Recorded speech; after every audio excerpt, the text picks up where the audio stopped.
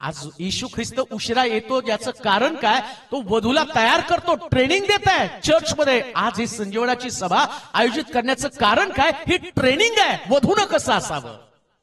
येणार आहे तुमचं वर तुम्हाला घेऊन जाण्यासाठी, पण वधू जर वराच्या स्वभावामध्ये, लक्षात ठेवा येशूचा स्वभाव कधी बदलणार नाही, कारण शास्त्रात सांगितलं मी कधी न बदलणारा देव आहे. तो नाही बदलणार, तुम्हाला बदलावं लागणार आहे. तुम्ही वधू आहात, तुम्हाला त्याच्या आज्ञेप्रमाणे चालावं लागणार आहे. मला माझ्या इच्छेप्रमाणे नाही चालताय. आणि पौल सुद्धा स्वतःच्या इच्छेप्रमाणे चालणारा व्यक्ती, पण पौलाला ख्रिस्ताचं दर्शन घडलं. आम्ही पाहतो दमास्कसच्या वाटेवरती येशू त्याला सापडला, येशूने त्याला दर्शन दिलं. हा बन्यामीन म्हणजे उजव्या हाताचा पुत्र. उजव्या हाताच्या पुत्राने त्याला दर्शन दिल्यावर आता बन्यामीन संबंधानं, येशू संबंधानं पौल काय म्हणतो माहिती का? आता मी माझ्या ठाई राहत नाही, तर ख्रिस्त माझ्या ठाई राहतो. ख्रिस्तासारखं मी दिसलं पाहिजे, ख्रिस्तासारखे माझे स्वभाव झाले पाहिजे.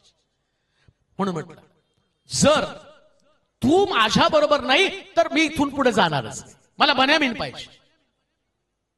अजून एक उत्तर पवित्र शास्त्रामध्ये पहा, शुनेम या ठिकाणची एक थोर स्त्री होती.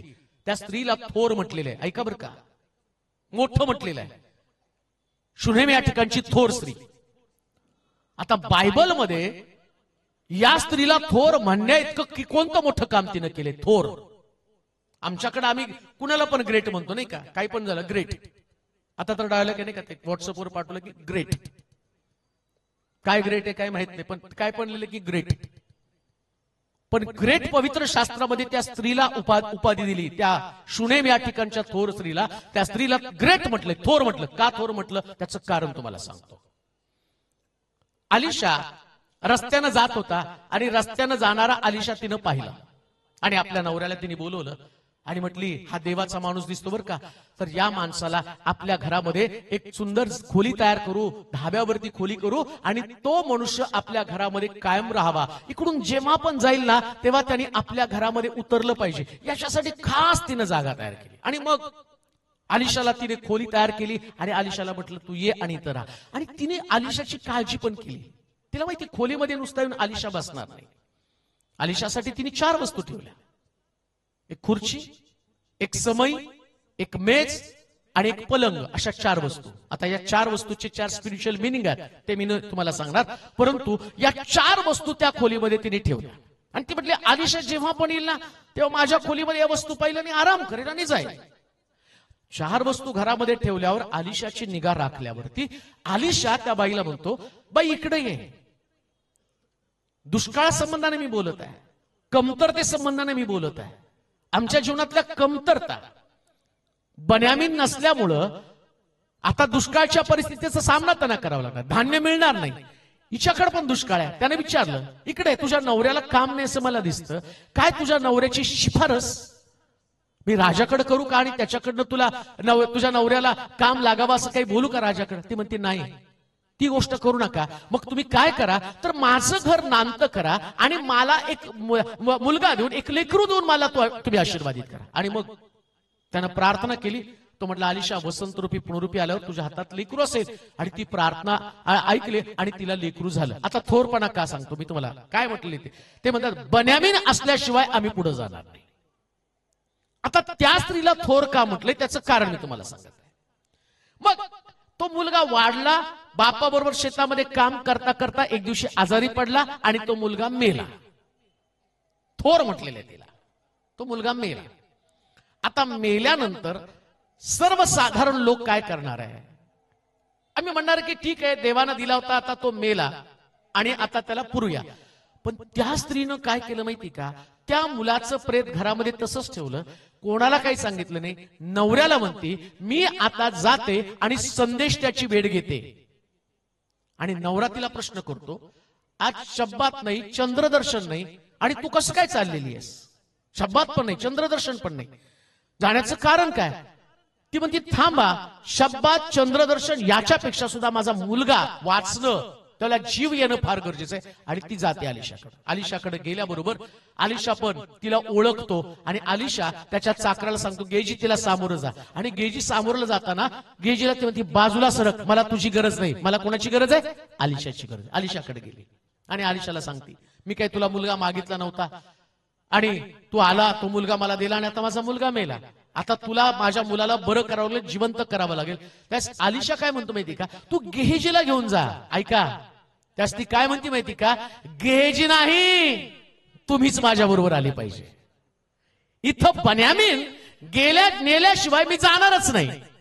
मोशे म्हणतो, देवा तू माझ्या बरोबर आल्याशिवाय मी जाणारच नाही पुढं. पण आम्ही कधीच देवाला आग्रह करत नाही, येशूला आग्रह करत नाही की तू आमच्या बरोबर यायला पाहिजे. आम्ही आमचंच जीवन जगत असतो. आम्हाला दुसरा सबस्टिट्यूट चालतो, गेहजी चालतो. आता तरी सुद्धा गेहजीला आलिशानं काय केलं, गेहजीला काठी दिली, म्हटलं जावा, जा पुढे जाऊन काहीतरी चमत्कार कर. तो गेला आणि मग त्या आलिशाची काठी त्याला लावली, तो काही जिवंत व्हायला तयारच नाही. आणि तो आला. त्या बाईला माहिती होतं गेहजी माझी गरज भागवणार नाही या पृथ्वी तलावर. येशूशिवाय तुमची गरज कोणीच भागवू शकणार नाही प्रियानो. येशूशिवाय जीवन कोणीच देऊ शकणार नाही. कोणी सबस्टिट्यूट नको, तर फक्त येशूच तुमच्या बरोबर येणं गरजेचं आहे. येशू आमची गरज आहे. जर येशू नाही तर मुलगा मरणार आहे, त्याच्यामध्ये जीवन येणार नाही. आलिशा आला. आलिशा म्हटलं, बाई तुझा मुलगा कुठे, मला दाखव. ती म्हटली, माडीवरच्या खोलीमध्ये माझा मुलगा ठेवला. आलिशा गेला आणि असं लिहिलं, त्यानं त्याच्या नाकाला नाक, तोंडाला तोंड लावलं आणि पाखर त्याच्यावरती घातली. कान देऊ नाही का, येशू ख्रिस्ताने हीच गोष्टी बोललं. यरुशलेमेकडे पाहत असताना तो म्हटला, कोंबडी जशी पिलाला पंखाखाली एकवटते, या पिलाला पंखाखाली पाखर आपल्या पाखरीखाली घेते. हे यरुशलेमे, कितीदा तरी मी तुला आपल्या पंखाखाली एकवटण्याचा प्रयत्न केला, पण तू त्याच्या खाली आली नाही. चर्च मंडळी, येशू ख्रिस्त अशाच प्रकारची पाखर तुमच्या मृतावस्थेतून तुम्हाला बाहेर काढण्यासाठी आणि या मरणापासून तुम्हाला बचाव करण्यासाठी येशू ख्रिस्त अशीच पाखर परिवाराला, मंडळीला घालण्याचा प्रयत्न करतो. पण किती लोक असं म्हणतात, बन्यामीन आल्याशिवाय मी पुढे जाणार नाही, येशू माझ्यासोबत आल्याशिवाय पुढे जाणार नाही. आलिशा तुमच्या घरात येईल आणि जे मेलं ते जिवंत होणार आहे. लक्षात घ्या, इकडं लाजरस कबरेमध्ये असताना मरिया काय म्हणती, तुम्ही असता तर माझा भाऊ मेला नसता. होय, हे सत्य आहे. जर येशू असता तर तुमच्या घरातल्या अनेक आशीर्वाद असेच निघून गेले नसते. परंतु समस्या सगळ्यात मोठी काय, आज आमच्याकडे सगळं आहे पण येशू नाहीये. सगळं आहे, येशू कुठे आहे? आणि त्याचं इम्पॉर्टन्स पण आम्ही ठेवलेलं नाही, त्याचं महत्व पण आम्ही ठेवलं नाही. ज्या दुय्यम गोष्टी, त्या दुय्यम गोष्टीला आम्ही प्रथम प्राधान्य दिलेलं आहे. पण येशूला मात्र दुय्यम ठेवलेलं आहे, त्याला दुय्यम ठेवलेलं आहे. सणामध्ये आम्ही कपड्यांना महत्व दिलं पण धार्मिकतेला महत्व दिलं नाही. सणामध्ये आम्ही घराच्या साफसफाईला महत्व दिलं पण कधी आम्ही अंतःकरणाच्या साफसफाईला महत्व. दुय्यम गोष्टी आहेत घर साफ करणं, दुय्यम गोष्टी आहेत कपडे घालणं, नवीन कपडे घालणं, दुय्यम गोष्टी आहेत तुमचं फराळ करणं. ऐका बरं का, सगळ्यामध्ये आम्ही सबस्टिट्यूट निर्माण आणि सबस्टिट्यूट शोधलेला आहे, गेहजी शोधलेला आहे. आलिशाच आमच्या बरोबर असला पाहिजे. हे जे आम्ही पक्वान तयार करतो ना, त्याला पवित्र शास्त्रामध्ये म्हटलं आत्म्याच्या द्वारे निष्पन्न होणारं फळ. कोणतं पक्वान नाही, नाताळाला जे तुम्ही प्रिपरेशन करता ना, जी आम्हाला सवय लागलेली, आमचं प्रिपरेशन काहीतरी पक्वान, पण शास्त्रामध्ये आत्मिक ज्या गोष्टी सांगितल्या त्याच्यामध्ये आत्म्याच्या द्वारे निष्पन्न होणारं फळ, शांती, प्रीती, आनंद, सहनशीलता, ममता, चांगलुपण, इंद्रिय दमन, सौम्यता आणि इतर अनेक गोष्टी सांगितलेल्या. गलती करायच्या पत्राच्या 5व्या अध्यायाच्या 17 पासून पुढच्या वचनामध्ये म्हटलंय. आत्म्याच्या द्वारे निष्पन्न होणारं फळ आहे का प्रीती? अहो, साधं नाताळ सुखाचा जाऊ करण्यामध्ये वर्गवारी असते, त्याच्यात पण वर्गवारी असते. आम्ही सांगतो त्यांना करायचं नाही. घरामध्ये बघा ना तुम्ही, ती बायको सांगते त्यांनी आपल्याशी असं वागलं, नाताळ सुखाचा जाऊ त्यांना केला तर घरात बिर्याणी होणारच नाही. आणि येशूचा जन्म झाला, येशूचा जन्म झाला, अंतःकरणात द्वेष ठासून भरलेला आहे आणि ख्रिस्ताच्या जन्माची तयारी केलेली आहे. आनंद कशामध्ये? बायबल सांगतं खाणे आणि पिणे यामध्ये देवराज्य. मग आमचं तर राज्य त्याच्यामध्येच आहे, आम्ही त्यालाच राज्य संबोधलेलं आहे, याच गोष्टीला महत्व दिलेलं आहे. आत्मिक गोष्टींचं काय? बन्यामीन आला तर बन्यामीन सारखं तुम्हाला राहावं लागणार आहे. येशू आला तर येशू सारखं राहावं लागणार आहे, येशू सारखं जीवन जगावं लागणार आहे. हा का, येशू ख्रिस्त पृथ्वी तलावर असताना काही शास्त्री पुरुष आले आणि येशूला त्यांनी एक प्रश्न केला, तुमचे शिष्य बाहेरून आल्यावर हात धुत नाही. म्हणजे बघा, त्यांनी सगळं बाहेरून बाहेरच्या गोष्टी बघितल्या, ते बाहेरून आल्यावर हात धुत नाही, पाय धुत नाही. त्यास येशू ख्रिस्त त्यांना काय सांगतो माहिती का, अरे तुमचं आतमधल्या वाट्या तुम्ही साफ करा, बाहेरून नको बरं का. सगळं बाहेरून आम्ही साफ करतो, आतून काही साफ करत नाही. आम्हाला जी पद्धत सांगितली सगळ्या बाह्य गोष्टीला आम्ही महत्व दिलेलं आहे, पण देवाचं वचन आणि स्वतः देव आम्हाला कोणत्या गोष्टी संबंधानं बोलत आहे, अंतःकरणाच्या शुद्धीकरणा संबंधानं बोलत आहे.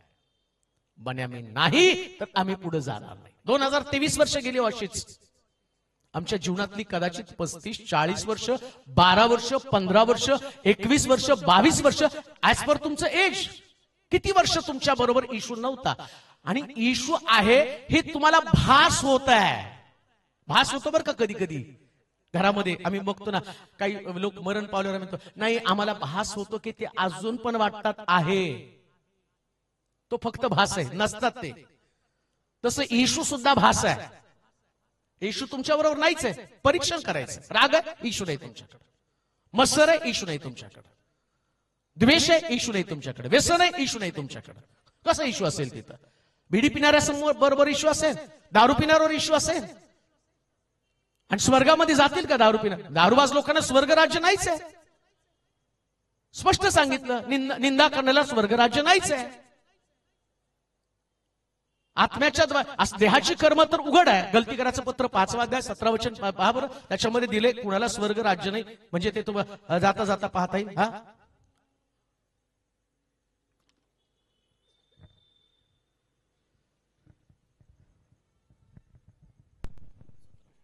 गलती 5:17. कारण देहवासना आत्म्याविरुद्ध आहे, आत्म्याच्या विरोधात आहे, व आत्मा देहवासनेविरुद्ध आहे. देहवासनेविरुद्ध आहे, ही परस्पर विरुद्ध आहे, परस्पर विरुद्ध आहे. यासाठी की जे काही तुम्ही इच्छिता ते तुमच्या हातून घडू नये, ते तुमच्या हातून घडू नये. तुम्ही आत्म्याच्या प्रेरणेने चालविले आहात, आत्म्याच्या प्रेरणेने चालविले आहात. तर तुम्ही नियमशास्त्राच्या अधीन नाही, नियमशास्त्राच्या अधीन नाही. देहाची कर्मे तर उघड आहेत, तीही जार कर्म, अशुद्धपना, कामातुरपणा, मूर्तीपूजा, चेटके, वैर, कलह, मत्सर, राग, तट, फुटी, पक्षभेद, हेवा, दारूबाजी, रंगेलपणा आणि अशा इतर गोष्टी. काय लिहिले त्याच्या पुढे? अशा इतर गोष्टी. याविषयी मी तुम्हाला पूर्वी सांगितलं होतं, जे सांगून ठेवले होते, तेच आता सांगतो की अशी कर्मे करणाऱ्यांना देवाच्या राज्याचं वतन मिळणार नाही. यातलं एकही कर्म तुमच्यामध्ये असेल तर तुम्हाला देवाच्या राज्याचा वाटच नाही. बोला आता. राग आहे, फुटी आहे, तट आहे, पार्ट्या आहेत, पक्षभेद आहे, आणि तो म्हणतो हे जर तुमच्यामध्ये असेल तर तुम्हाला देवाच्या राज्याचा वाटच नाही. आणि तुम्ही म्हणता बन्यामीन आमच्या बरोबर आहे, द्वेष आमच्यामध्ये, बन्यामीन कसा असणार आहे? अगदी स्पष्ट दिलंय, अशी इतर अनेक कर्म. आता तो विषय माझा नाही, तो विषय तुम्हाला युट्यूबला पडेल. कोण स्वर्गाच्या राज्यात जाणार नाही ते बघा तुम्ही, त्याच्यावरती कोणाला प्रवेश नाही. पण यातलं एखादं जरी पाप आमच्यामध्ये असलं तर आमच्यामध्ये येशू नाहीच आहे, बन्यामीन नाहीच आहे. राग येणं पाप नाही, पण राग टिकवणं पाप आहे. हो, अजून एक गोष्ट मला सांगू का? उत्पत्तीच्या पुस्तकाचा प्रारंभ होत असताना पहिला खून घडला. पहिला खून, 4 माणसातला पहिला खून. 4च माणसं, आदाम, हवा, काईन आणि हाबेल. बरं, मर्डर होतात कधी माहिती का? प्रॉपर्टीसाठी होतात. प्रॉपर्टीची बात. आता काय प्रॉपर्टी वाटणं? अख्खं जगच त्यांचं आहे. 2 हिस्से जर जगाचे केले तर प्रॉपर्टी बसबस होईल. 10 एकर असेल तर माणसाला बस होतो. इकडं अख्खं जगच त्यांच्या मालकीचं. वाद प्रॉपर्टीसाठी नाही झाले, कशासाठी झाले? दोघं पण उत्तम उपासक, काईन पण उपासना करणारा, हाबेल पण उपासना करणारा. दोघांनी सुद्धा अर्पण देवाला केलं. काईनानं जे उत्पन्न मिळवलं त्यातनं अर्पण केलं, आणि हाबेलानं सुद्धा जे त्याचं जे काही तो आणि चालवत होता, मेंढपाळ असल्या कारणानं त्यानं मेंढराचं अर्पण केलं, काईनानं शेतीचं अर्पण केलं. आणि देवानं हाबेलाचं अर्पण मान्य केलं. त्याचा काईनाला राग आला. ऐका बरं का, कायनाला हाबेलाचं अर्पण मान्य केलं, याचा राग आला. रागाचं रूपांतर द्वेषामध्ये झालं आणि द्वेषाचं रूपांतर खुनामध्ये झालं. पहिल्यांदा काय होतं माहिती का, एक माणसाला राग येतो, नंतर द्वेष करायला लागतो, आणि एकदा का द्वेष केला तर त्या माणसाला संपवल्याशिवाय त्याला स्वस्थ बसूशी वाटत नाही, त्याला संपवसं वाटतं. ती व्यक्ती डोळ्यासमोर त्याला नको असते. बरं, दोघं पण आत्मिक लोक, आणि जाऊ द्या ते सोडून, हवेच्या उदरातनं आदामापासून जन्माला आलेली दोन्ही लेकरं भाऊ भाऊ आहेत, दोन्ही धार्मिक आहेत, दोन्ही उपासक आहेत. पण एखादा उपासक चर्च मध्ये असताना का म्हटलं तू स्वर्गाच्या राज्यामध्ये जाणार नाही? राग येणाऱ्या स्वर्गाचं राज्य काय? त्याला माहितीये या रागामुळे जे ना एक व्यक्ती मरणार आहे. अजून एक गोष्ट तुम्हाला सांगतो. मगाशी मी तुम्हाला सांगितलं ना, अंजिराच्या झाडाला येशूने शाप दिला, आणि यरूशलेम त्याने प्रवेश करताना ती गोष्ट शिष्यांना दाखवली, आणि शिष्य परत येताना त्या ठिकाणामध्ये म्हणतात, प्रभूजी आपण बोलला ना त्या पद्धतीने अंजिराचं झाड जळून गेलं. त्यास येशू ख्रिस्त एक वाक्य त्यांना बोलतो, अंजिराचं झाड जळालं, तो त्याच्यावरती डिस्कशन करत नाही. तो प्रार्थना करण्यापूर्वी तुम्ही आपापसात एकमेकाला क्षमा करा. म्हणजे अंजिराचं झाड आणि प्रार्थना आणि क्षमा याचा संदर्भ तो शिष्याला समजावून सांगतो. काय सांगतो माहिती का, तो म्हटलं अंजिराचं झाड मी त्याला शाप दिल्यामुळे जळालं, अंजिराच्या झाडाला मी वाचू दिलं नाही. आणि मग त्याने सांगितलं, प्रार्थना करण्यापूर्वी तुम्ही आपापसात एकमेकाला क्षमा करा, अन्यथा अंजिराचं जसं झाड जळतं ना तसं अंजिराचं झाड नष्ट होतं, तसं तुमच्या मधला एक व्यक्ती नष्ट होणार आहे. कशामुळं? क्षमा न केल्यामुळं. आत्मिक जीवनामध्ये संपणार आहे. हाबेल चांगला व्यक्ती होता, पण कायनाच्या रागामुळे तो संपला ना हो. आणि दोघं सुद्धा धार्मिक आहेत. कधी कधी आमची धार्मिकता द्वेषाचं कारण तर बनत नाही कुणाचं. मग तोंडा फुटी पक्षभेद का पार्ट्या पडतात, ही याची पार्टी ती त्याची पार्टी, का चर्चमध्ये पार्ट्या असतात? हाबेल आणि काय त्यांना एकमेकाचं पटत नसतं. आणि बायबल सांगतं पहा, बंधूंचं ऐक्यानं एकत्र येणं किती चांगलं आहे. आणि सैतानानं त्यांना डिव्हिजन करायची, तो तुमच्यामध्ये डिव्हिजन करतो, तुमच्यामध्ये द्वेष निर्माण करतो. का तर त्याला नरकात न्यायचंय. सैतान एकटा नरकात जाणार नाही, त्याला माहितीये नरक माझ्यासाठी बनवलाय, पण देवानं माझ्या जागी मानव निर्माण केला. स्वर्गातनं त्या लुसिफरला खाली टाकल्यावर देवा सैतानाला माहितीये देव त्याचे उपासक माणसामध्ये शोधत आहे, मी तर देवाची उपासना करत होतो, आणि आता माझी जागा त्यानं मनुष्याला दिली. मग तो मनुष्याला असं सोडेल का? देवानं तुम्हाला लुसिफरची आणि त्याच्या देवदूतांची जागा दिली, आणि तुम्ही त्याची उपासना करताना जसं आम्ही हवेनं एदेन बागेमध्ये असताना हवेला त्यांनी फसवलं, आता कायनाला सुद्धा त्यानं फसवलं आपल्या भावाचा घात करण्यासाठी. कान देऊ नये. हा सैतान दिवस रात्र तेच काम करत आहे. म्हणून पृथ्वी तलावर आत्मिक जीवन जगत असताना जर बन्यामीन तुमच्याकडे असेल ना, तर बन्यामीन तुम्हाला जाग करणार, येशू तुम्हाला सांगणार आहे. येशूनं तेच सांगितलं सगळ्याला. अजून एक गोष्ट पवित्र शास्त्रामध्ये जाता जाता तुम्हाला सांगतो. येशू ख्रिस्ताला पकडलं, आणि पकडल्याबरोबर काय झालं, पेत्रानं तलवार काढली आणि याजकाच्या चाकराचा कान त्यानं कापला. आता या गोष्टीबद्दल येशूने त्याला शब्बासकी द्यायला पाहिजे, पण येशूने तसं केलं नाही. त्यानं त्याचा कान घेतला आणि परत त्याच्या कानाच्या जागेला चिटकवला. पकडायला लागलेत बरं का त्याला, आणि त्याच्या कानाच्या जागी त्यांनी परत चिटकवला. कारण तो दाखवून दिला या जगामध्ये युद्ध तलवारीनं नाही जिंकलं जात, जगाचं युद्ध प्रीतीने जिंकलं जातं, क्षमेने जिंकलं जातं. आणि शिक्षण तुम्हाला जगाच्या पुस्तकातनं हे फक्त पवित्र शास्त्रातच तुम्हाला सापडणार आहे, बाकी कुठंच नाही सापडणार तुम्हाला. त्यानं प्रीती केली, त्याचा कान परत जोडून टाकला, कान कापला पेत्रानं. लक्षात ठेवा, ख्रिस्त तुमच्या बरोबर आहे, बन्यामीन तुमच्या बरोबर आहे. जिथं तुटतं ना तिथं जोडण्यासाठी तो तुम्हाला भाग पाडतो. नातेसंबंध तुटतात, पण येशू असला ना परत जुडले जातात. म्हणून आज रात्री तुम्हाला एक गोष्ट मी सांगेल, काय तुमच्याकडे बन्यामीन आहे का? मग तुटलेली नातं का जोडली जात नाहीत? का त्या अहंकारामध्ये, त्या गर्विष्ठपणामध्ये आहे तसं तुम्ही बसत आहात?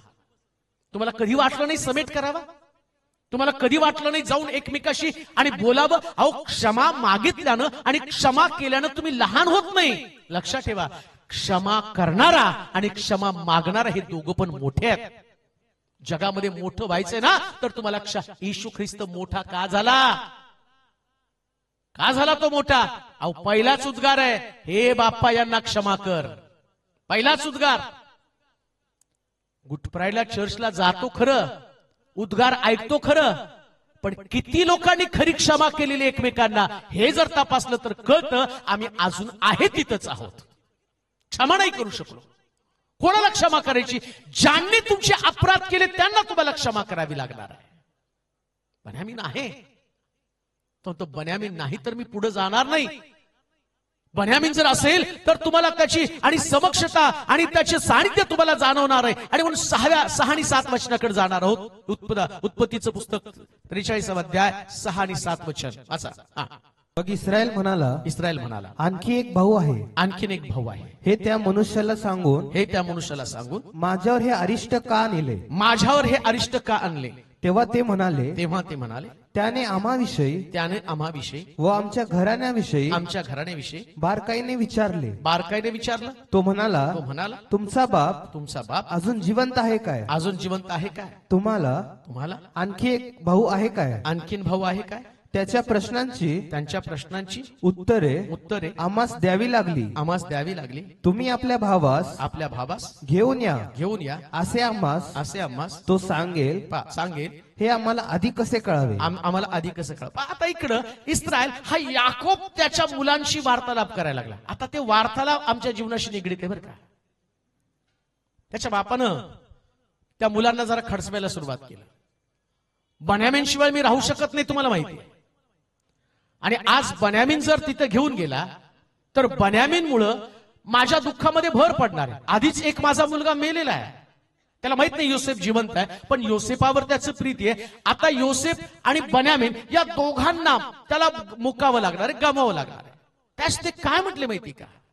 त्याला आमच्या घराण्याविषयी, माझ्या भावाविषयी इत्तमभूत माहिती आहे. ऐका बरं का, नीट ऐका. असं कोणीच या ठिकाणामध्ये बसून विचार करू नका देवाला आमच्या विषयी काहीच माहिती नाही.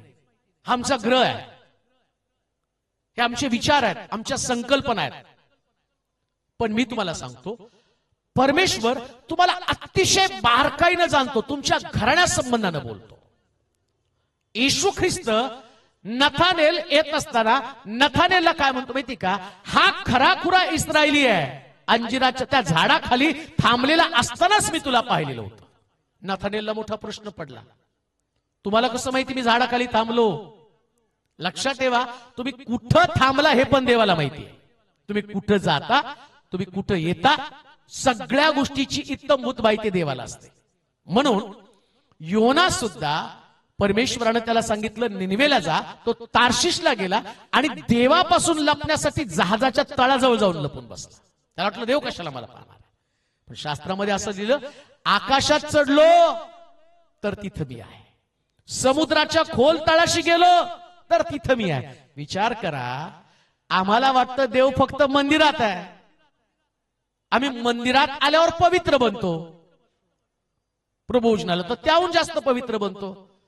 मी बघितलेत काही तंबाखू बहादूर, ते प्रभुभोजनाला ती चूळ भरतात आणि हाताची घडी घालून समोर प्रभोजन घ्यायला निवांत येतात, का तर ते पवित्र झाले. आता पण तू तंबाखू परत जाऊन खाणारच आहे ना.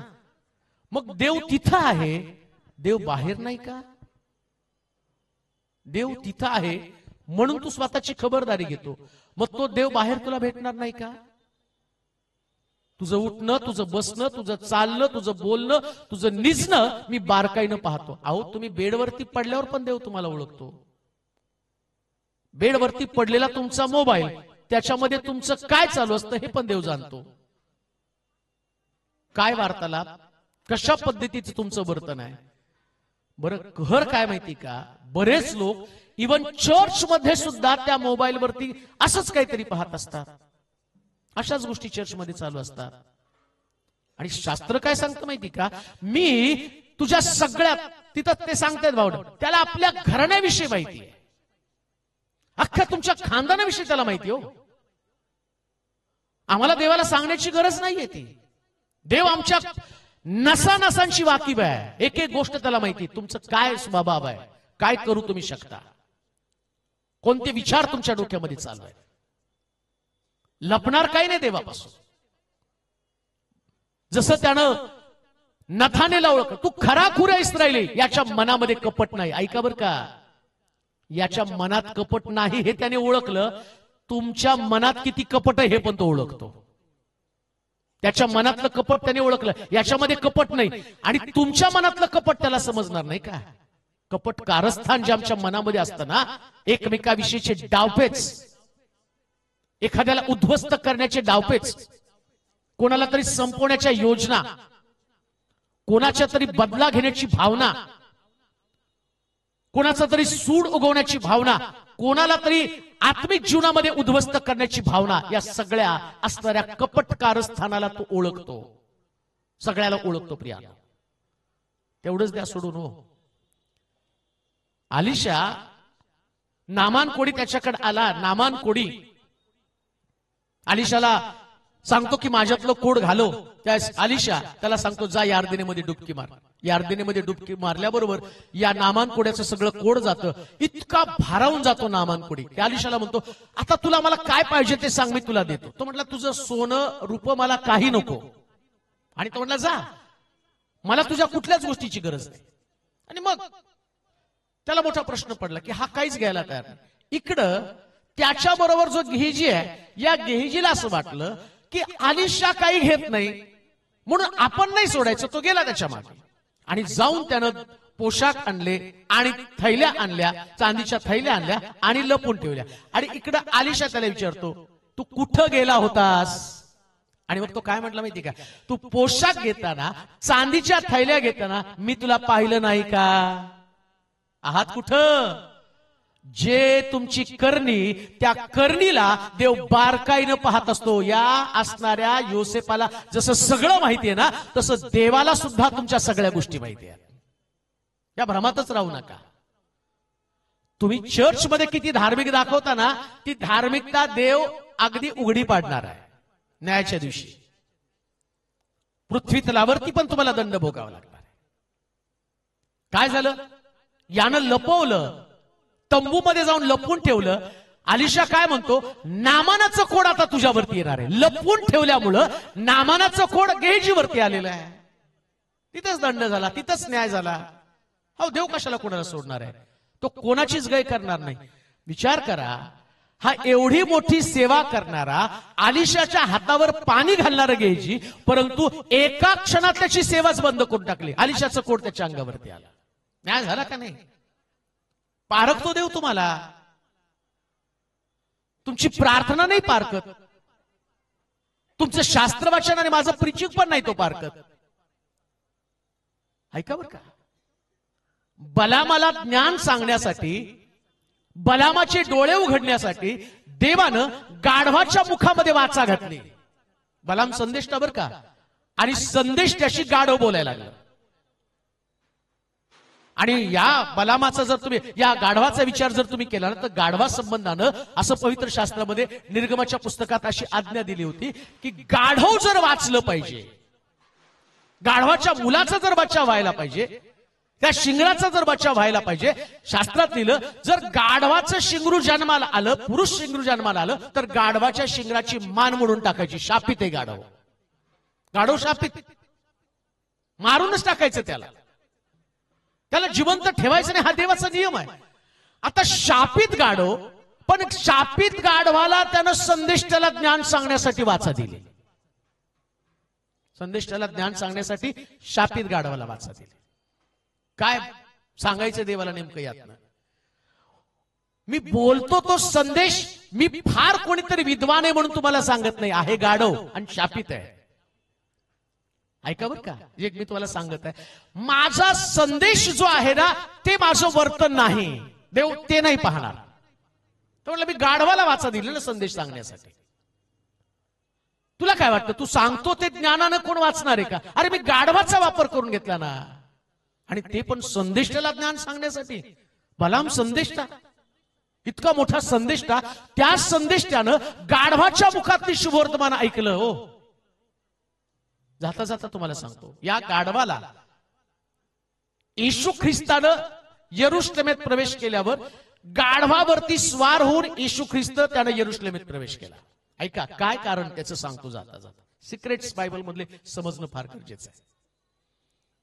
त्यानं दुसरं कोणतंच वाहन निवडलं नाही, गाढवाचं. आता पूर्वी संदेश ते गाढवावरती जात होते, पण येशू ख्रिस्त गाढवावरती बसण्याचं कारण काय? कारण या गाढवानं त्या संदेशाला ज्ञान सांगितलं.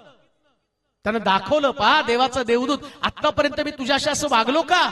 आज पहिल्यांदा मी तुझ्याशी असं वागत आहे, असं आधी मी कधीच वागलो नव्हतो. पण पहा मी देवाचा दूत पाहिलेला आहे. आणि मग गाढवानं सांगितल्यावर या असणाऱ्या देवदूता, या संदेशाचं लक्ष त्या देवदूताकडे गेलं आणि देवदूताकडे बघितल्याबरोबर तो लटलट कापायला लागला. अहो, गाढवाला देवदूत दिसला पण संदेशाला दिसला नाही. किती शोकांतिक आहे. गाढवानं देवदूत पाहिला. मग येशू ख्रिस्तानं यरुशलेमेत प्रवेश केल्यावर त्याला पहिल्यांदा गाढवाची आठवण झाली. मग शिष्यानं सांगतो, चौकात बांधलेलं गाढव पहिल्यांदा सोडू नका, कारण या गाढवानं माझं काम केलं. देव गाढवांकडनं काम करून घेतो, पण संदेश सांगत असताना माझ्या संदेशाची पारख नाही तो करणार, माझ्या प्रार्थनेची पारख नाही तो करणार, माझ्या धार्मिक जीवनाची जे मी स्वतः ठरवतो ना त्या धार्मिक जीवनाची पारख नाही, माझ्या वर्तनाची पारख तो करणार आहे. सगळं माहिती त्याला. तुमच्या परिवारातल्या एकेका सदस्या संबंधानं त्याला माहिती आहे. आणि म्हणून लक्षात ठेवा, वाईट वाटून घेऊ नका. कधी कधी कोण तुमच्याशी कसा व्यवहार करतं, कधी कधी परिवारामध्ये राहत असताना परिवारातल्या लोकांचं वर्तन तुमच्या बाबतीत चांगलं नसतं. फार त्रास भोगावा लागतो तुम्हाला. कुटुंबातले लोक, त्यांचा तुमच्याशी असणारा व्यवहार, परिवारामध्ये, मंडळीमध्ये सगळे लोक तुमच्याशी चांगलं वागणार नाही. त्याच्यानं दुःखी होऊ नका. योसेफाची भावंड पण योसेफा संगती चांगली वागले नाहीत. दाविदाची भावंड दाविदा संगती चांगले वागले नाहीत. तुमच्या वर्तनामध्ये ज्यास तुम्ही अशा प्रकारचा अनुभव घेता, त्यास एक गोष्ट ध्यानात ठेवा, या सगळ्या गोष्टीला देव बारकाईनं पाहत असतो. कशासाठी पाहतो माहिती का? ज्यास प्रतिफळ देण्याचा समय येईल ना, त्यास प्रतिफळ त्यांच्यापेक्षा तुम्हाला सगळ्यात सुंदर असावा, जे तुमच्याशी वाईट वागत आहे. योसेफाची भावंड योसेफाशी वाईट वागली. आता प्रतिफळ देण्याचा समय आला. आणि प्रतिफळ देण्याचा समय आला. ज्या भावाने त्याला विकलं तेच भाऊ त्याच्या समोर लाचार झाले. अरे आता तो काय सांगतो माहिती का? मला तुमच्या सगळ्यांविषयी माहिती आहे, पण त्यानं स्वतःला प्रगट केलं नाही. हे तुम्हाला वारंवार मी का सांगतो माहिती का? देवाला तुमच्या एकंदर वर्तन क्रमाची माहिती आहे. जे तुम्ही घरी असता तेच तुम्ही चर्चमध्ये असा, जे तुम्ही चर्चमध्ये असता तेच तुम्ही घरी असता, जे तुम्ही घरी असता तेच तुम्ही कामावरती असा, जे तुम्ही चर्चमध्ये असता ते तुम्ही कामावरती असा. तुमच्याकडं दोन दोन चेहरे असू नये. दोन चेहरे असू देऊ नका. धार्मिकतेचा बुरखा एका क्षणामध्ये देव फाडून टाकतो. तुम्ही सगळ्याला फसवाल, पण देवाला फसवण्याची ताकद तुमच्यामध्ये नाही. ऐका, प्रेषितांच्या कृत्यामध्ये असं लिहिलं, संजीवन आलं, मोठं संजीवन आलं. लोकांनी आपल्या सगळ्या मालमत्ता विकल्या आणि प्रेषितांच्या चरणाजवळ आणून ठेवल्या. हनन्या आणि सफीरा यांच्या पण डोक्यामध्ये तो विचार आला, चला आपण पण मालमत्ता विकू. त्यांनी पण घरदार विकलं आणि पैसे जमा केले आणि तेवढ्यामध्ये त्यांच्या डोक्यामध्ये आलं, अर्धा पैसा आपण स्वतःसाठी ठेवू. आणि त्याने ठेवून घेतला. आणि मग प्रेषितांच्या जवळ आले. त्यास पेत्र त्याला काय म्हणतो माहिती का? हनन्या, जोपर्यंत संपत्ती विकली त्यास ती तुझ्या मालकीची होती, पण ती विकल्यावर देवाची झाली नाही का? देवाशी लबाडी करावी, पवित्र आत्म्याशी लबाडी करावी, म्हणून सैतानानं तुझं मन का भरवलं? म्हणजे जेव्हा यांनी प्रॉपर्टी विकली, अर्धा भाग त्यांनी काढून ठेवला. हे प्रेषितांनी सुद्धा पाहिलं. काय लपणार आहे देवासमोर? काय लपणार आहे देवासमोर? कोणी तुम्हाला सांगितलं की माझ्या गोष्टी देवापासून लपलेल्या आहेत? सगळ्या गोष्टी देवासमोर उघड होणार आहेत. यहुदा येशूचं चुंबन घेणार. तो सांगतो, जो माझ्या गालावरती माझं चुंबन घेईल आणि जो माझ्या ताटामध्ये हात घालून मला भरवेल ना, तोच मला विकणार आहे. माहितीये त्याला. पेत्राला तो सांगतो. पेत्र म्हणतो, मी तुमच्यावर मरायला तयार आहे. अरे कोंबडा अरवण्यापूर्वी 3दा तुम्हाला नाकारशील. पेत्राचं पण सांगून टाकलेलं आहे त्याने. तूच नाकारणार आहे 3दा मला, कोंबडा अरवण्यापूर्वी. भ्रमातनं बाहेर या, भ्रमातनं बाहेर या. देवाला तुमच्याविषयी काही माहित नाही ही डोक्यातली कल्पनाच तुम्ही काढून टाका. सगळं माहिती त्याला. तुम्ही लोकांसमोर तुम्हाला प्रेझेंट करताना तुम्ही स्वतःला धार्मिक दाखवाल, पण बन्यामीन तुमच्यामध्ये आल्यावर तुमच्या नेमक्या गोष्टी तो सांगणार आहे. काय काय तुमच्यामध्ये चुका आहे, तुमच्या घराण्यातल्या लोकांचं संबंधानं, सगळ्या गोष्टी संबंधानं प्रामाणिक राहा देवा. म्हणून बायबलमध्ये असं म्हटलं, बोलावलेले आणि निवडलेले. आता बसले तेवढे जण, पण छाटणी करणार ना देव. ऐकताना सगळ्यांना खूप बरं वाटलं, सुटल्यावर पण म्हणतील पुढच्या वर्षी परत या, आणि पुढच्या वर्षी परत येऊन तुम्ही तेच. चेंजेस व्हायला पाहिजे, जीवन बदललं पाहिजे, परिवर्तन व्हायला पाहिजे. बन्यामीन तुम्हाला तुमच्या चुका दाखवतो, बन्यामीन नाही तर परत येऊ नका म्हटलं. आणि म्हणून तो म्हटलं सगळं त्याला आमच्याविषयी माहिती आहे, सगळ्या गोष्टी माहिती आहे. थोडक्याशा गोष्टी पाहूया. 8वं वचन वाचूया. 8वं वचन. यहुदा आपला बाप इस्रायल यास म्हणाला, मुलास मजबरोबर पाठवा. मुलास मजबरोबर पाठवा म्हणजे आम्ही मार्गस्थ होऊ. आशानं आम्ही तुम्ही आणि आमची मुले बाळे वाचतील. आता वाचण्याचं सूत्र बन्यामीन आहे. ऐका, इकडे इस्रायलला, हे इस्रायलचे सगळे मुलं म्हणजे याकोबाची सगळी मुलं या याकोबासमोर एक ऑप्शन ठेवतात. आता यांना कळलं बरं का, चंद्रपूरच्या लोकांना. आज एक गोष्ट तुमच्या डोक्यामध्ये अगदी स्पष्ट आणि क्लिअर असू द्या.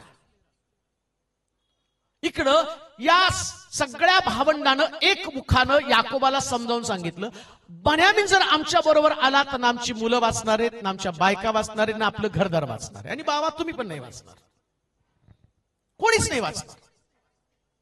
पण प्रॉब्लेम काय माहिती का, अजून पण या गोष्टी आम्ही समजून घेतलेल्या नाहीयेत. वाचण्याचा मार्ग बन्यामीन आहे. बन्यामीन म्हणजे उजव्या हाताचा मुलगा. म्हणून जर बन्यामीनच नाही, बन्यामीनला आमच्या बरोबर घेतलं नाही तर आम्ही कधीच वाचू शकणार नाही. शास्त्रामध्ये असं दिलं, इस्रायल लोक रानामध्ये कुरकुर करत होते, त्यांच्या कुरकुरीला देवानं पाहिलं आणि परमेश्वराला एवढा त्यांचा संताप आला, एवढा संताप आला, तर आगे साप पाठवले आणि सगळ्या इस्रायल लोकांवरती ती पिढा पाठवली. इस्रायल लोक मरायला लागले.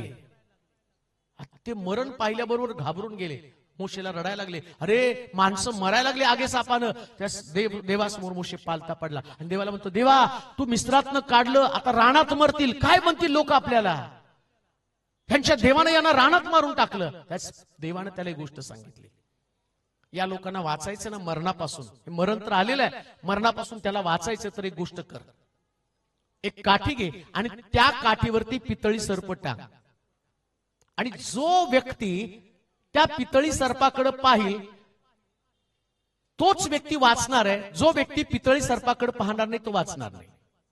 काठी घे आणि काठीवरती पितळी सर्प टाक. आणि तीच गोष्ट आम्ही पाहतो नव्या करामध्ये सांगितलं, जसा रानामध्ये पितळी सर्प उंच केला तसं मनुष्याच्या पुत्राला तुम्ही उंच करा. म्हणजे हा पितळी सर्प कोण आहे, जो काठीवरती लटकलेला आहे. तो काठीवरती लटकलेला पितळी सर्प प्रतिकात्मक आहे. येशू ख्रिस्ताचं काठी म्हणजे वधस्तंभ आहे आणि पितळी सर्प म्हणजे प्रभू येशू ख्रिस्त आहे.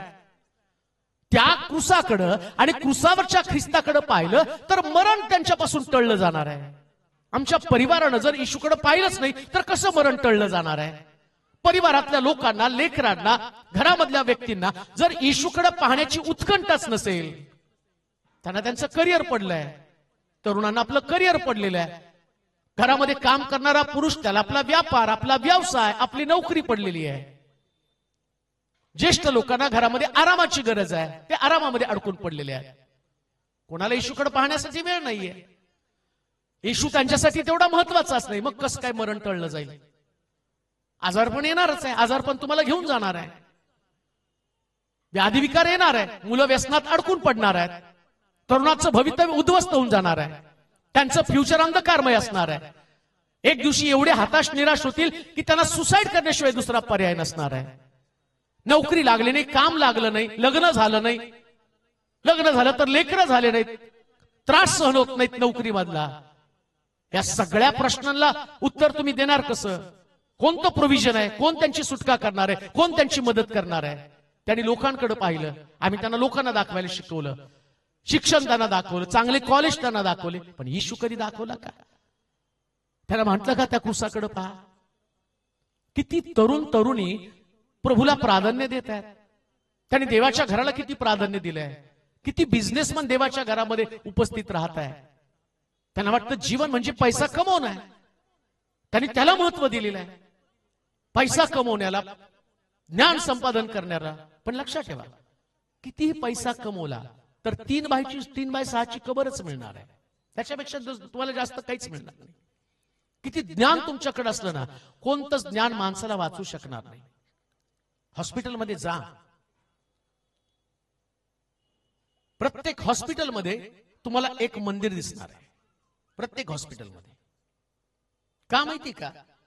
डॉक्टर औषधाची आशा दाखवतात, पण सगळं संपल्यावर ते काय म्हणतात? अब दवा काम नाही करेगी, दुआ काम करेगी. आणि ते तुम्हाला दाखवतात देव. आणि बायबल तुम्हाला काय दाखवतो माहिती का? तुम्हाला वाचायचंय तर सुरुवातीपासूनच या सर्पाकडे, पितळी सर्पाकडे पहा. बन्यामीन नाही तर मरण आहे. बन्यामीन नाही तर तुमचं भविष्य का अंधकारमय आहे. बन्यामीन नाही तर आशा नाही. उजव्या हाताचा पुत्र ध्यानात घ्या, लक्षात आणा. उजव्या हाताच्या पुत्राकडे दुर्लक्ष करून तुम्ही पुढे जाऊ शकणार नाही. येशूला ओलांडून तुम्हाला पुढे जाणं ही गोष्ट परवडणारीच नाही. कधीच नाही परवडणार प्रिया, कधीच नाही परवडणार. माझी स्वतःची ती साक्ष आहे. मी बायबल कॉलेजला जाऊन हा पाळत झालो नाही. बायबल कॉलेजला नाही गेलो मी. कोणती घटना घडली माझ्या बाबतीमध्ये की मला हे सगळं देवाकडे वळण्याची अशी कोणती घटना घडलेली की मला वाटलं प्रभू माझी गरज आहे? मी येशू ख्रिस्तावरती विश्वास न ठेवणारा व्यक्ती होतो. ख्रिस्ती कुटुंबात माझा जन्म होता. आणि तुम्हाला सांगतो, ज्या माझ्या मित्रांची संगती होती ना, त्याच्यामध्ये राहत असताना मला प्रार्थना हा विषय कधीच आवडत नव्हता. क्रुसावरती टांगलेला देव हा आपली सुटका करू शकत नाही, हे माझा सिद्धांत होता, तत्व होतं. पण चर्चला जात होतो. म्हणजे ख्रिस्ती कुटुंबात जन्म आहे म्हणून आपण चर्चला जायचं. पण येशूवरती माझा विश्वास मुळीच नव्हता. कधीच माझा विश्वास नव्हता. माझा विश्वास शिक्षण, बुद्धिमत्ता, ज्ञान, चांगली संगती, पुढे जायचं, मोठं व्हायचं. आणि मग एमकॉम केल्यावरती मी ठरवलं, काही माझे चांगले मित्र होते आणि म्हटलं आपण ICW ची परीक्षा द्यायची, कारण आम्हाला कॉलेजमध्ये शिकवलं होतं. एक सहीला 1.5 लाख रुपये. मी म्हटलं सगळं स्वप्न बघायला लागलो, आपण स्ट्रगल करू आणि ICW ची परीक्षा देऊ. आणि मग माझ्या मित्राला घेऊन एका ठिकाणात दुसऱ्या मित्राला भेटायला गेलो की त्याचं प्रिपरेशन कसं करायचं.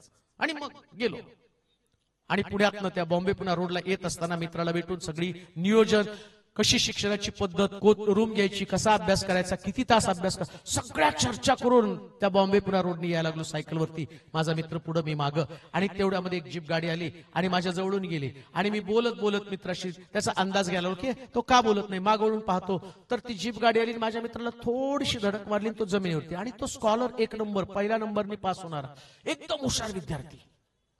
आणि तो पडलेला मी बघितला. मी गेलो, मला काही जास्त वाटलं नाही. मी गेलो त्याच्याजवळ आणि जाऊन बघतो तर काय, त्याची कवटी फुटली आणि त्याचा मेंदू दिसायला लागला आणि तो तडफडायला लागला तिथं. ते पाहिल्यावरती मी जागेवरती बसलो, घाबरलो. त्याची तडफड बघवना. आणि मी पाहिलं, काही तासांपूर्वी आम्ही जीवनामध्ये पुढे जाण्याचा विचार करत होतो, पण आज माझ्या समोर मरण आहे. आणि त्यावेळेस माझ्यामध्ये इतकी जबरदस्त भीती आली की हा जो मुलगा आहे तो मरणाच्या दाढेमध्ये, इथं मी पण मरणाच्या दाढेमध्ये सापडणार होतो. पण मी वाचलो आणि मी वाचल्यावर पहिल्यांदा आयुष्यामध्ये गुडघे टेकले त्या रोडवरती आणि जोर जोरात देवाला हाक मारायला लागलो. हे देवा, तू आहेस का? मला माफ कर, मी तुला कधी ओळखलं नाही, पण जर तू आहेस तर या माझ्या मित्राला वाचव. मी कॉलेजची पुस्तकं हातातनं फेकून देईल आणि पवित्र शास्त्र हातामध्ये घेऊन गावोगावी तुझं शुभवर्तमान सांगेल. आणि रडायला लागलो तिथं जोर जोर. कोणी थांबायला तयार नाही. मित्राची तडफड बघवेन.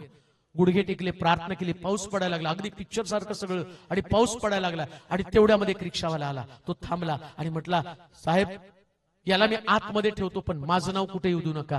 कारण रिक्षाला म्हटलं मला धंदा करायचा आहे, मी हे सगळं मला बंद करावं, तुम्ही फक्त हॉस्पिटलमध्ये याला सोडा आणि निघून जा, तिथून पुढे माझं मी पाहतो. आणि मग त्या मित्राला घेऊन गेलो, हॉस्पिटलमध्ये ठेवलं, लॉन वरती बसून रडायला लागलो. रोज रडत होतो, देवा वाचव, कारण त्याच्या घरातले ओरडायला लागले, तुला काही नाही झालं, यालाच कसं काय झालं. आणि मी तुटून गेलो होतो, मरण माझ्या डोळ्यासमोर दिसत होतं. आणि म्हटलं हा विद्वान मुलगा मरून जाणार आहे, सगळं संपलेलं आहे. परंतु गुडघ्यावरती बसून प्रार्थना करायला लागलो. डॉक्टरने सांगितलं काय होऊ शकत नाही, पण आपण प्रयत्न करू. प्रार्थना करत असताना 10-15 दिवसानं तो शुद्धीवरती आला, तो बरा झाला. आणि मग मी ठरवलं, अरे हे पुस्तक जीवन देऊ शकत नाही, हे पुस्तक जीवन देणारं पुस्तक आहे. आणि जीवनाचं पुस्तक घेऊन गावोगाव फिरत आहे प्रिया.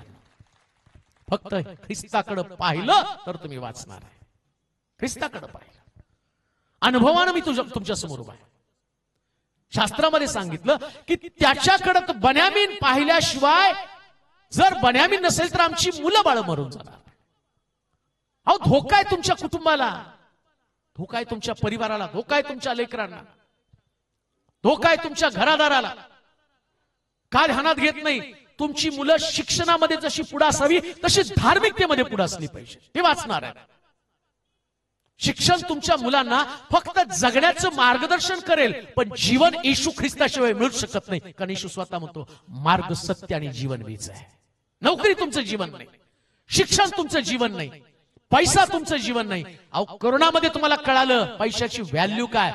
करोडो रुपये घेऊन गेले डॉक्टरकडे, आम्हाला 2 नाकपुड्यातला श्वास द्या. अहो श्वास घेता घेता मरून गेले लोक, पण कोणाला नाकपुड्यातला श्वास मिळाला नाही का. नाकपुड्यातला श्वास फक्त देवच देऊ शकतो.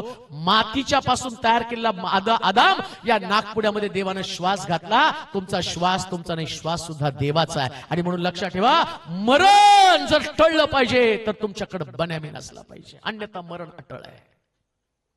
कोणती तुमची ताकद जगातली तुम्हाला वाचू शकणार नाही. मरण अटळ. धडधाकट तुम्ही किती असाल, दुसऱ्या क्षणाला तुमची गॅरंटी नाही तुमचं काय होणार आहे. दुसऱ्या क्षणाला नाही.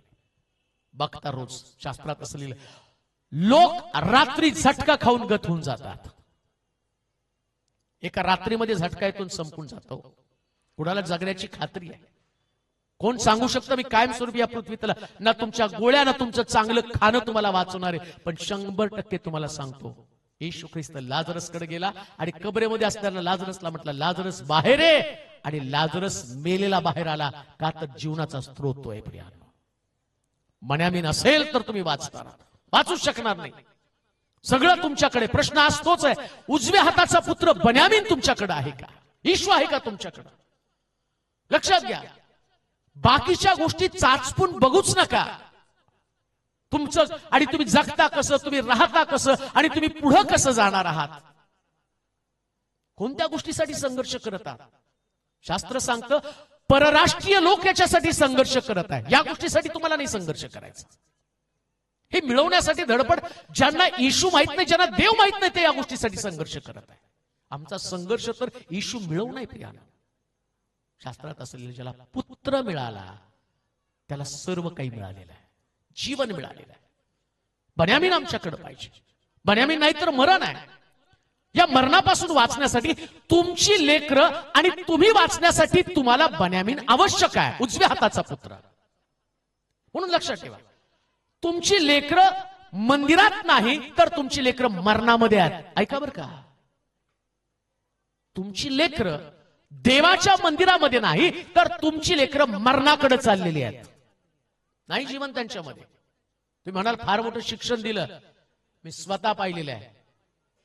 MBBS 12वी मध्ये ज्याला 97% मार्क पडलेला एक मुलगा, त्या मुलाला त्याच्या आई वडिलांनी मेडिकल मध्ये अगोदर त्यांनी विचार केला याला सेवेमध्ये ठेवेल, परंतु जसं मार्क्स पडले, ते मार्क्स पडल्यावरती म्हटले याला मेडिकल मध्ये पाठवू. मेडिकल मध्ये पाठवलं. ड्रग्सच्या अधीन गेला. आई वडील हताश झाले, निराश झाले, याला ड्रग्स मधनं कसं बाहेर काढायचं. एवढा बुद्धिमान मुलगा आणि सहजपणे ड्रग्स कडे अट्रॅक्ट झाला. कसं काय मरण त्याने स्वीकारलं, कसं काय मरणाकडे. तुम्ही त्याला मेडिकल फील्ड दाखवलं, सगळं दाखवलं, पण त्याला इशू नाही दाखवला. हो, इशू दाखवणं फार गरजेचं आहे. अजून एक गोष्ट तुम्हाला सांगतो, मोशेच्या आईनं मोशेला मरण त्याच्या डोळ्यासमोर दिसत असताना सुद्धा तिने काय केलं माहिती काय? पेटारा तयार केला, आतून बाहेरून डांबर राळ चोपडली आणि त्याच्यामध्ये मोशेला टाकून दिलं. आणि त्या पेटाऱ्यामध्ये टाकल्यावरती हा मोशे मेला नाही, मारणाऱ्या व्यक्तीच्या घरामध्ये राजासारखं जीवन जगला. का? हा पेटारा तुम्हाला पुढे घेऊन जातो प्रिया. कोणता पेटारा आहे? हे चर्च आहे बरं का. ते हा पेटारा म्हणजे चर्च आहे. आम्ही आग्रह करत नाही परिवारातल्या लोकांना चर्चकडे येण्यासाठी. आम्ही एक इतकं कॅज्युअल ख्रिस्ती झालेलो आहे. म्हणजे गेलं तर गेलं, नाही गेलं तर काही विशेष फरक पडत नाही. गेलं नाही गेलं या तर्कामध्ये राहून तुम्ही आपल्या जीवनामध्ये कधीच आशीर्वाद मिळवू शकणार नाही. हा तुमचा तर्क झाला, हे तुमच्या ख्रिस्तीपणाचा तर्क आहे. पण लक्षात ठेवा, जीवनातल्या प्रत्येक दिवसाचा हिशोब देव तुमच्याकडनं घेईल. आणि ज्यास तुमचं जजमेंट करेल, न्याय करेल ना, या पृथ्वी तलावर असतानाच तुमचं बसणं, तुमच्या परिवारातल्या लोकांचं जजमेंट देव करणार आहे. प्रत्येकाचं जजमेंट करणार आहे. तुझ्या सानिध्यात उभं राहणाऱ्यांची केवढी धन्यता. दावीद म्हणतो, मी परमेश्वराकडे एक वरदान मागितलं, ते हे की त्याच्या मंदिरात माझी वस्ती व्हावी. देवाच्या मंदिरात तुमची वस्ती होऊ द्या. बन्यामीन तुम्हाला सांगतो, जीवन पाहिजे तर तुला मंदिरात यावं लागेल. फाटा माझ्यामध्ये राहील तर तो आपण होऊन फळ देणार नाही. फळ देण्यासाठी फाट्याला माझ्यामध्ये राहावं लागेल. असं जीवन येणार नाही, ख्रिस्तामध्ये राहावं लागेल. आणि ख्रिस्तामध्ये राहिल्याचं चिन्हच देवाचं मंदिर आहे. येशू म्हणतो, मी पित्याच्या घरामध्ये असावं, हे तुम्हाला लक्षात येत नाही का? येशू मंदिरात जातो, येशूला मंदिराची गरज आहे. मग तुम्हाला मंदिराची गरज नाही, तुम्हाला चर्चची गरज नाही, तुम्हाला धार्मिक जीवन जगण्याची गरज नाही. जीवन येणार कसं तुमच्याकडे? जेवणासाठी झगडू नका. आज जो संघर्ष तो फक्त जेवणासाठी आहे, जीवनासाठी नाहीये. शिक्षण जेवणासाठी आहे, नोकरी जेवणासाठी आहे. जीवनासाठी फक्त येशूच आहे. लक्षात ठेवा, येशूच आहे, बाकी दुसरं कोणी नाही. येशू शिवाय जीवन नाहीच आहे. म्हणून जकायला ते कळलं. त्याला कळलं, आतापर्यंत फार संपत्ती मिळवली. अहो, देताना तुम्हाला कळतं का काय संपत्ती त्याने मिळवली? तो म्हटला, अर्धद्रव्य गरीबाला देतो आणि कोणाचं घेतलं तर चौपट देतो. काय प्रॉपर्टी जमा केली असेल? तो चौपट वाटून भिकारी झाला असता का? नाही, त्याला माहितीये मी फार मिळवलं. अहो, त्याला कळलं, एवढ्या संपत्तीपेक्षा जीवन मिळालं मला. तुम्ही संपत्तीच्या मागे धावता, प्रॉपर्टीच्या मागे, कमवण्याच्या मागे धावता. पण इथं असं म्हटलं, येशू ही आमची गरज आहे. लक्षात ठेवा, येशू, येशू शिवाय नाहीच राहू शकत. तुम्ही जगू शकत नाही. तुमचा परिवार, तुमची लेकरं, तुमच्या कुटुंबातले सदस्य, लहानपणापासून त्याच्या मनावरती ते बाळ कडू बिंबवलं पाहिजे. लक्षात ठेवा, आमची लेकरं इस्रायल सारखे कट्टर बनली पाहिजे. यहुदी ज्याला बोललं ना, यहुद्यांमध्ये कट्टरता आहे बरं का, कट्टरता. आम्ही पाहतो, मर्दखय त्या हामानासमोर कधीच मान झुकवत नव्हता, नमत नव्हता तो. आणि हामानाला त्याचा राग आला. त्यानं राजाच्या कोशामध्ये खजिना भरला आणि इस्रायल लोकांनाच नष्ट करण्याचा विडा उचलला. आता त्याला माहिती मरण आहे. मरण असून सुद्धा त्यानं इतका कट्टर यहुदी होता की त्यानं त्या हामानाला दंडवत घातलं नाही. शद्रक, मेशक, अबेदनगो समोर तापलेली भट्टी त्यांनी पाहिली, पण त्यांनी मूर्तीला दंडवत घातलं नाही. एवढे कट्टर होते ते. भट्टीत पडले पण त्यांनी त्या मूर्तीला दंडवत घातलं नाही. हे कट्टर, याला कट्टरता म्हटलेली. अहो, एवढी कट्टरता आमच्यामध्ये का नाही? शब्बा दिवस देवाचं मंदिर आहे, त्याची कट्टरता आमच्यामध्ये असली पाहिजे. नाही, घरात नाही, मंदिरात जाणार आहे.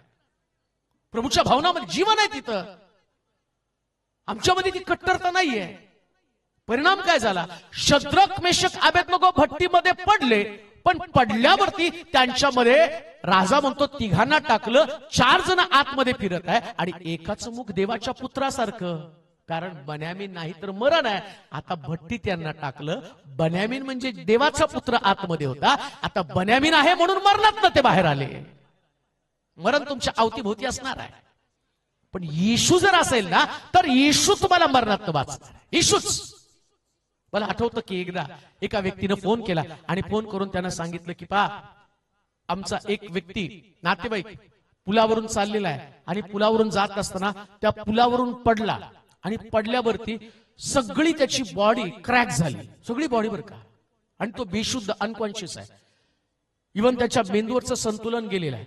आणि डॉक्टर म्हटले की याच्या खूप ठिकाणामध्ये 36 ठिकाणामध्ये क्रॅक्स आहेत आणि ते ऑपरेशन करावं लागणार आहे. आणि डॉक्टर म्हटले वाचण्याची गॅरंटी फार कमी, पण आपण प्रयत्न करू. आणि त्यांना इश्यू माहित नव्हता, पण त्यांनी इकडून तिकडून कुठंतरी ऐकलं होतं की प्रार्थना केल्यावर सगळं काही चांगलं घडतं. आणि तेवढ्यात त्यांनी मला कॉल केला आणि सांगितलं की असं असं त्या ऍक्सिडेंट झाला, पुलावरून मोठ्या ब्रिजवरून तो खाली पडला, त्याच्या गाडी टू व्हीलरवरून खाली पडला आणि तो त्याचं डोकं फुटलं, सगळं अंग फुटलं आणि मेंदूला सूज आलेली, बऱ्याच गोष्टी सांगितल्या, बेशुद्ध आहे आणि एवढं ऑपरेशन करावं लागणार. पण आम्ही असं ऐकलंय की तुमचा येशू जीवन देतो, तर तुम्ही प्रार्थना केल्यावर येशू जीवन देईल का? मी म्हटलं तुमचा विश्वास आहे तर तुमच्या विश्वासाप्रमाणे तुम्हाला देव काम करेल, त्याला करेल देव सगळं काय. विश्वास बसणार नाही तुम्हाला. त्या व्यक्तीसाठी प्रार्थना केली, विदाउट ऑपरेशन तो व्यक्ती आहे तसा नॉर्मल झाला का? जीवन देणारा फक्त येशूच आहे प्रियानो. ती स्टेटसवर माझ्या साक्ष सुद्धा होती. मला वाटतं 4-5 वर्षापूर्वीची ती साक्ष असेल, पण माझ्या स्टेटसवर मी ती ठेवली होती. हे फक्त येशू करू शकतो. बन्यामीन नाही तर मरण आहे. ऐका,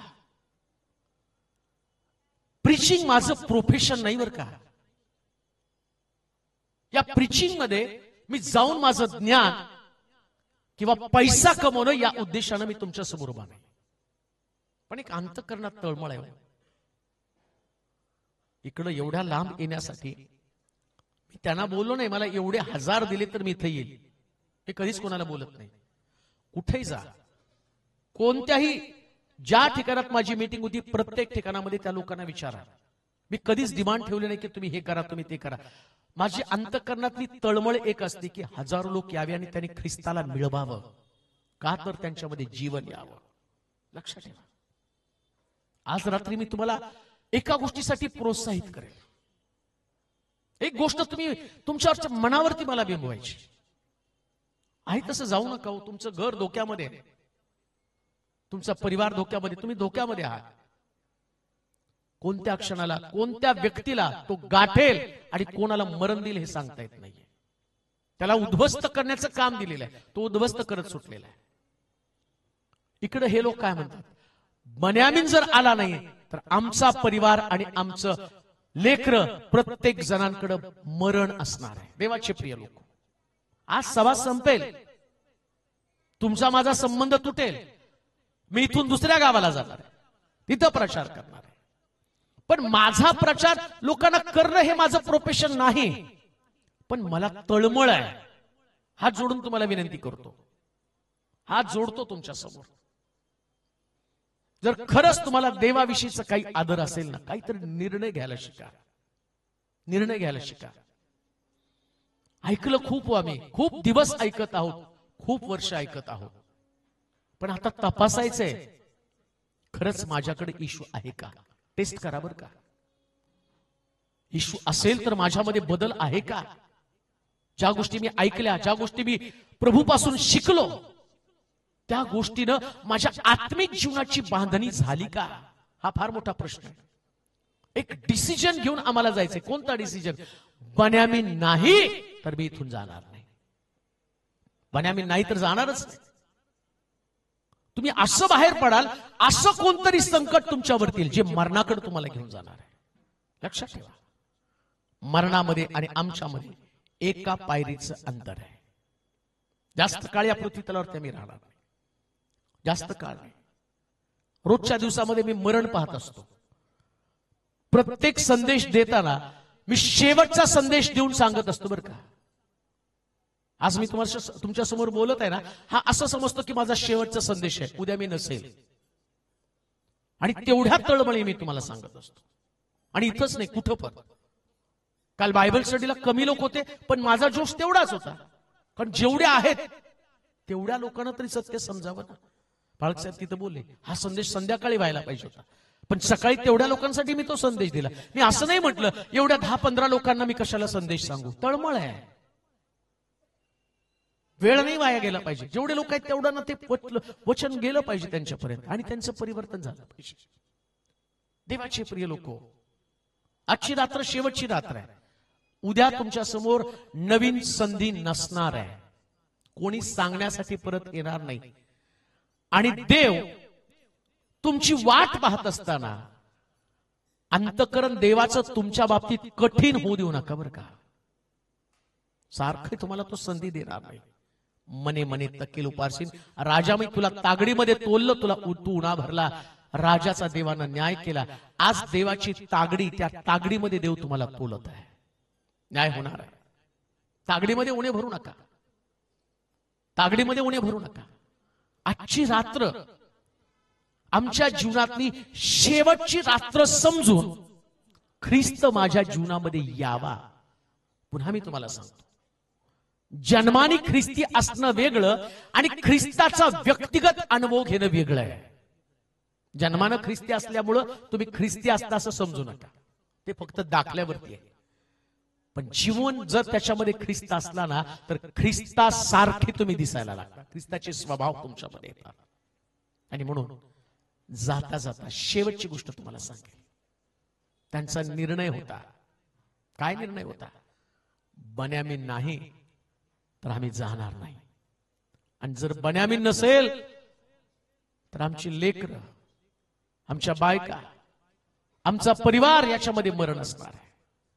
मरण न्यायचं का जीवन न्यायचं याचं उत्तर तुम्हाला शोधावं लागणार आहे. इथून तसं बाहेर पडू नका, इथून बाहेर तसं पडू नका. जीवन घेऊन जा, ख्रिस्ताला घेऊन जा, नव्यानं ख्रिस्ताला घ्या. कालचा ख्रिस्त नको, आजचा ख्रिस्त ज्याच्यामध्ये पश्चाताप आहे, ज्याच्यामध्ये समर्पण आहे, ज्याच्यामध्ये बदल करण्याची भावना आहे, ज्याच्यामध्ये काहीतरी करण्याची एक नवीन उमेद आहे. अशा प्रकारचं समर्पण देवाला करूया आणि प्रभूला म्हणू, माझ्या प्रत्येक दिवसामध्ये देवा व्यक्तिशः तू माझ्या बरोबर आहे. चला आपल्या जागेवर त्याबरोबर